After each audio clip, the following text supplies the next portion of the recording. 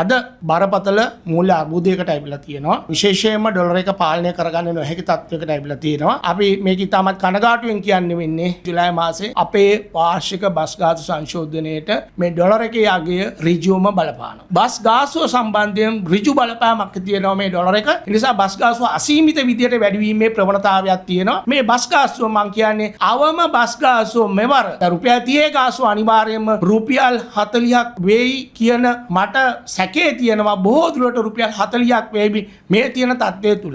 විශේෂයෙන්ම කියන්න ඕන අපි හර්ෂද සිල්වා ගැන ලොකු මිනිස්සු බලාපොරොත්තු තියා ඉන්නවනේ ආණ්ඩුවටයි අනේ ආණ්ඩුවට ගියා නම් හර්ෂද සිල්වා හොඳයි. මොකද ආණ්ඩුවට තවත් කෙලවෙනවා. හර්ෂද සිල්වා තමයි මේ ලනුව දුන්නේ. එයා කිව්වා මේ ආදායම එනවා ඩොලර් ගියාට රුපියල් වලින් ආදායම එනවා. බදු ගහලා ඉවරලා. ඒ කියන්නේ වාහන වලට බදු ඩොලර් ටික නැති වෙලා යනවා. ඉතින් ඒගොල්ලෝ ආර්ථික ඔස්තාරලා. එක එක මේ කවුරු ආවත් අනුර කුමාර නෙවෙයි සක්‍රිය ආවත් මේ විදියට මේ රට ගෙනියන්න බෑ. සජිත් ආවත් නාමල් ආවත් මේ රට ඉස්සරහට ගෙනියන්න බෑ. මේ පාඩුත් එක්ක මේ රටේ අපි යෝජනා කරන්නේ කවුරු හරි ඔක්කොම එක්කාසු වෙලා මේ දේශපාලන පක්ෂ ඔක්කොම රට ගැන හිතලා ඉස්සලා මේ තියෙන ව්‍යසනයන් වලින් ගොඩ ඇවිල්ලා මිනිස්සුන්ට සහනයක් දෙන්න කටයුතු කරා. රනිල් සරණං ගච්ඡාමි යන්න ගිහිල්ලා එතුමාගේ උපදෙස් අරගෙන ඒ අවශ්‍ය රට පාලනය කරන්න කටයුතු කරන්න එහෙම නැතු වුණොත් මේ රට ඉවරයි.